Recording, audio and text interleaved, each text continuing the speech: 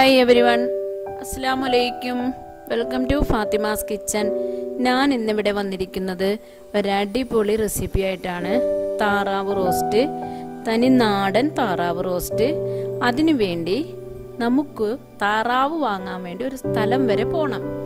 ആ പോകുന്ന വഴിയെല്ലാം നിങ്ങൾക്കൊന്ന് പരിചയപ്പെടാം. കുട്ടനാടൻ താറാവാണ് ഇവിടെ റെഡിയാക്കാൻ പോകുന്നത്. പോകുന്ന വഴിയാണ് ഈ കാണുന്നത്. നിറയെ വെള്ളത്തിലെല്ലാം നടക്കുന്ന താറാവാണ്. അങ്ങനത്തെ താറാവിനെയാണ് നമുക്ക് കറി വെക്കാൻ വേണ്ടത്. റോസ്റ്റ് ചെയ്യാനായിട്ട് അതാണ് ഉപയോഗിക്കുന്നത്. നമുക്ക് ഇവിടെ എല്ലാം നല്ല ഹൗസ് ബോട്ടിങ്ങും വെള്ളക്കെട്ടുകളും നല്ല പ്രകൃതി രമണീയമായ സ്ഥലം നിങ്ങളൊന്ന് കണ്ടു നോക്കൂ. കുട്ടനാട് കാണാത്തവരുണ്ടെങ്കിൽ കാണാൻ പറ്റിയ ഒരു നല്ലൊരു കാണേണ്ട ഒരു സ്ഥലം തന്നെയാണ്. നമ്മളിപ്പോൾ താറാവ് വാങ്ങുന്നിടത്തേക്ക് എത്തിക്കൊണ്ടിരിക്കുന്നു.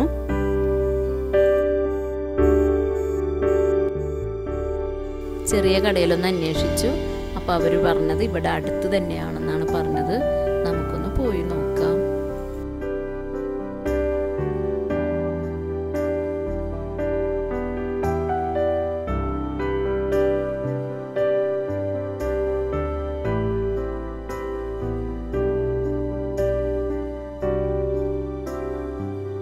നിറയെ വെള്ളക്കെട്ടുകളുള്ള സ്ഥലമാണ്.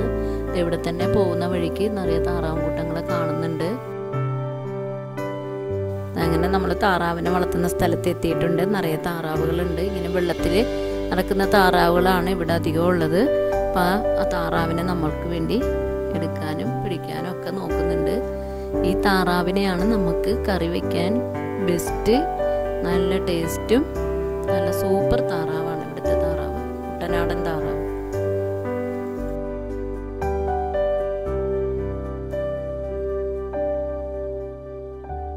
അങ്ങനെ ഇവിടുത്തെ ചേച്ചി വന്നിട്ട് നമുക്ക് വേണ്ടിയുള്ള താറാവിനെ പിടിക്കുന്നുണ്ട്. 2 താറാവിനെയാണ് ഞാൻ ഇവിടുന്ന് വാങ്ങുന്നത്.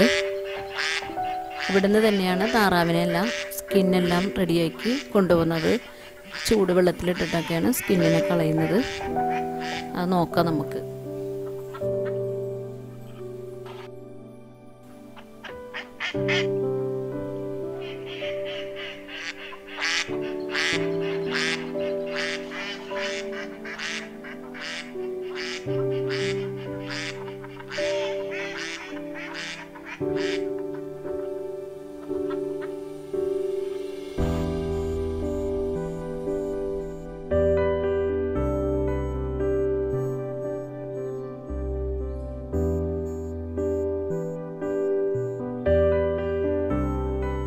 അങ്ങനെ നല്ല തിളച്ച വെള്ളത്തിലെല്ലാം ഇട്ട് സ്കിന്നെല്ലാം കളഞ്ഞ് താറാവിനെ അവർ റെഡിയാക്കി തന്നിട്ടുണ്ട്. അങ്ങനെ നമുക്കിനി വീട്ടിലേക്ക് പോകാം. അതിനുശേഷം നമുക്ക് റോസ്റ്റ് ആക്കാനുള്ള കാര്യങ്ങളെല്ലാം നോക്കാം. അതിനു വേണ്ടി അടുപ്പൊക്കെ കത്തിച്ചു. അടുപ്പിലാണ് നമ്മളിന്ന് റെഡിയാക്കാൻ പോകുന്നത്. അതിലേക്കായിട്ട് ഒരു 300 ഗ്രാം വെളിച്ചെണ്ണ ഒഴിച്ചു കൊടുത്തിട്ടുണ്ട്. വെളിച്ചെണ്ണ ഒന്ന് ചൂടാവട്ടെ. തീയൊക്കെ ഒന്ന് നന്നായിട്ട് കത്തി ചൂടായതിനു ശേഷം അതിലേക്ക് നമുക്ക് 2 ടീസ്പൂൺ ഇഞ്ചി വെളുത്തുള്ളി പേസ്റ്റ് ഇട്ട് കൊടുക്കാം. നന്നായിട്ട് ഒന്ന് ഇളക്കി കൊടുത്തതിന് ശേഷം ഇതിലേക്ക് ചതച്ച് വെച്ചിട്ടുണ്ട് ഒരു 300 ഗ്രാം ചുവന്നുള്ളിയും ഒരു 7 പച്ചമുളകും. കുരുമുളക് പൊടിയാണ് ഇതിലേക്ക് കൂടുതലായിട്ട് ഉപയോഗിക്കുന്നത്. അതുകൊണ്ട് പച്ചമുളകിൻ്റെ അളവ് കുറച്ച് വെച്ചിട്ടുണ്ട്. കുറച്ചാണ് ചേർത്തിരിക്കുന്നത്. നന്നായിട്ടൊന്ന് ഇളക്കി മിക്സ് ചെയ്ത് കൊടുത്തതിന് ശേഷം എന്നിട്ട് ഒരു 7 സവാള വളരെ കനം കുറച്ചരിഞ്ഞത് നമുക്കിതിലേക്കൊന്ന് ചേർത്ത് കൊടുക്കാം. കുറച്ച് വേപ്പിലയും കൂടെ നമുക്കിതിലേക്കൊന്ന് ഇട്ട് കൊടുക്കാം. നല്ല ഫ്രഷ് വേപ്പിലയാണ്. അതൊന്ന് നമുക്ക് ചേർത്ത് കൊടുക്കാം. എന്നിട്ട് നന്നായിട്ടൊന്ന് ഇളക്കി മിക്സ് ചെയ്തിട്ട്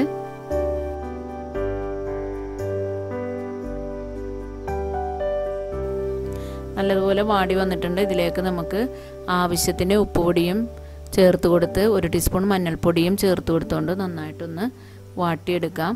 ഒന്നുകൂടി ഒന്ന് വഴറ്റിയതിന് ശേഷം 3 തക്കാളി അരിഞ്ഞു വെച്ചത് അതും കൂടി നമുക്കൊന്ന് ഇതിലേക്ക് ചേർത്ത് കൊടുക്കാം. ഇതിലേക്ക് ഇനി നമുക്കൊരു 3 ടീസ്പൂൺ മല്ലിപ്പൊടി കൂടി ചേർത്ത് കൊടുക്കാം. മല്ലിപ്പൊടിയും ചേർത്ത് കൊടുത്തിട്ട് ഇതിലേക്ക് ഒരു 3 ടീസ്പൂൺ പിരിയമുളക് കൂടി ചേർത്ത് കൊടുക്കാം. പിരിയമുളക് എന്ന് പറഞ്ഞാൽ കാശ്മീരി ചില്ലി, അതാണ് നല്ല കളർ കിട്ടുക, ടേസ്റ്റും ഉണ്ടാകും. അതുകൂടി ചേർത്ത് കൊടുത്തിട്ട് നന്നായിട്ടൊന്ന് ഇളക്കി നല്ലതുപോലെ നമുക്കൊന്ന് മൊരിയിച്ചെടുക്കണം. നല്ല ഒരു പച്ച മണമെല്ലാം മാറി വരുമ്പോഴേക്കും 2 ടീസ്പൂൺ കുരുമുളക് പൊടിയും ചേർത്തിട്ട് ഇതിലേക്ക് 1/4 ടീസ്പൂൺ ഗരം മസാലപ്പൊടിയും കൂടി ചേർത്ത് കൊടുത്ത് നന്നായിട്ടൊന്ന് ഇളക്കി യോജിപ്പിക്കണം. ഇളക്കി യോജിപ്പിച്ചതിന് ശേഷം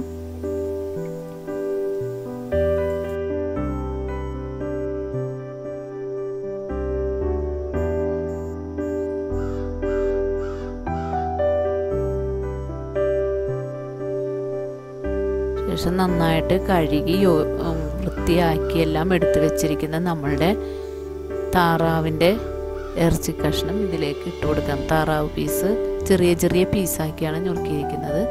അത് നമുക്ക് ഈ മസാലയിലേക്ക് അങ്ങോട്ട് ഇട്ട് കൊടുത്തിട്ട്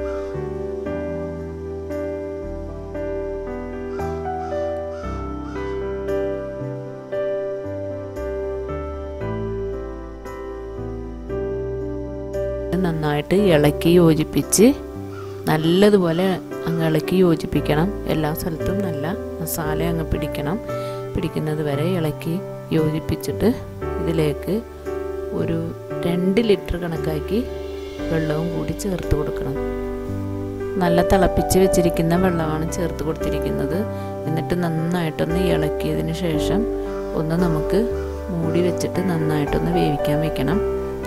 വെന്ത് വരുമ്പോഴേക്കും നല്ലതുപോലെ ഉരുകി വരണം. വെള്ളമൊന്നും ഒട്ടും ഉണ്ടാവാൻ പാടില്ല. അതേപോലെ ഒന്ന് വെന്ത് വരട്ടെ. നമുക്കൊന്ന് മൂടി വയ്ക്കാം.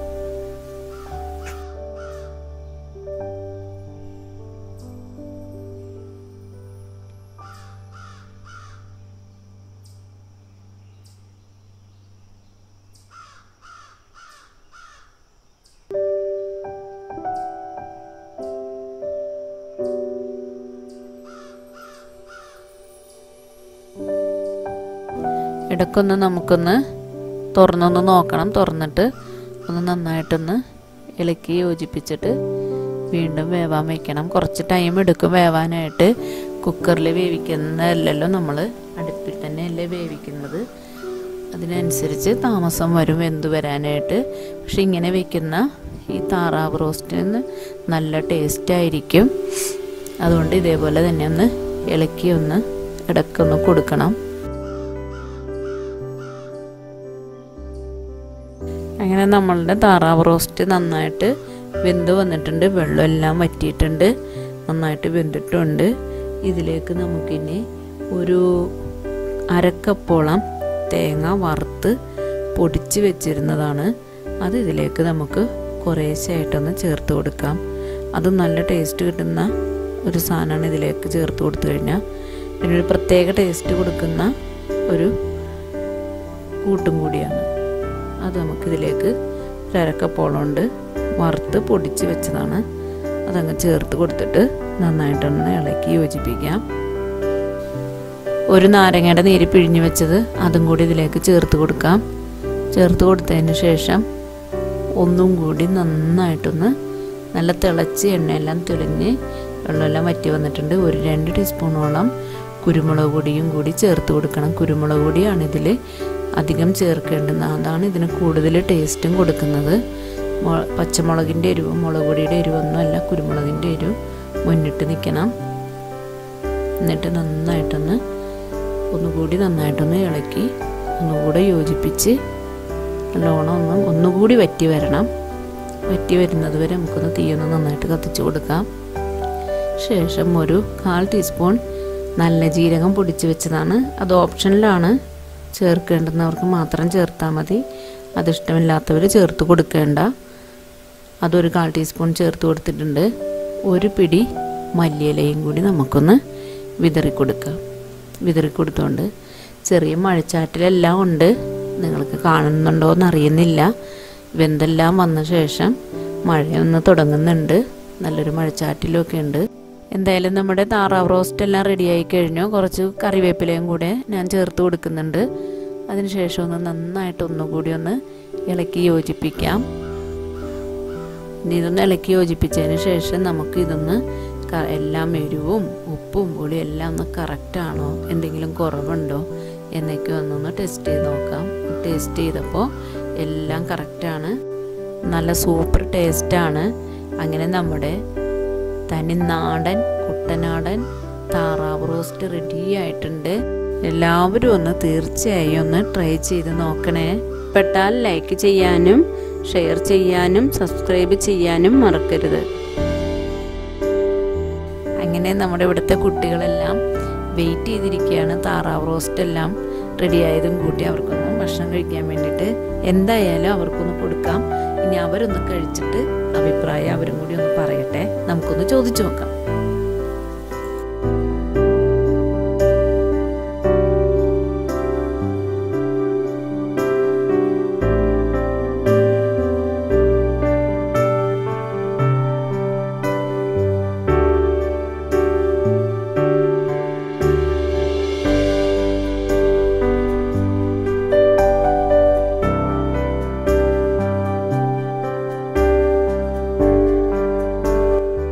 ഇഷ്ടമായ നിങ്ങൾക്ക്? അടിപൊളി.